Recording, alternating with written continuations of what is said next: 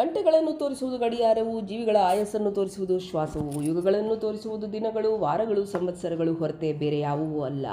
ನಮ್ಮ ಶರೀರದಲ್ಲಿರುವ 7 ಚಕ್ರಗಳನ್ನು ತಿರುಪತಿಯ 7 ಬೆಟ್ಟಗಳೆಂದು ಹೇಳಿರುತ್ತಾರೆ. 7ನೇ ಚಕ್ರವಾದ ಸಹಸ್ರಾರ ಚಕ್ರದಲ್ಲಿ ಪರಮಾತ್ಮನೇ ತಿರುಪತಿಯ 7ನೇ ಬೆಟ್ಟದ ಶಿಖರದಲ್ಲಿರೋ ಶ್ರೀ ವೆಂಕಟರಮಣ ಸ್ವಾಮಿ ಎಂದು ಕೆಲವರು ಪೂಜ್ಯರು ತಿಳಿಸಿರುತ್ತಾರೆ.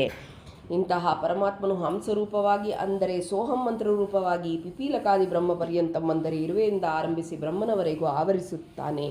ಈ ಸೋಹಂ ಎಂಬುದೇ ಓಂ ಎಂಬ ತಾರಕ ಮಂತ್ರವು. ಹೇಗೆಂದರೆ ಸೋ ಎಂಬ ಮಂತ್ರದಲ್ಲಿನ ಓ ಎಂಬ ಜೀವಾಕ್ಷರವನ್ನು, ಹಂ ಎಂಬ ಮಂತ್ರದಲ್ಲಿರುವ ಎಂಬ ಅನುಸ್ವಾರವನ್ನು ತೆಗೆದು ಎರಡನ್ನು ಕಲಿಸಲು ಓಂ ಎಂಬ ಶಬ್ದವು ಹುಟ್ಟಿತು.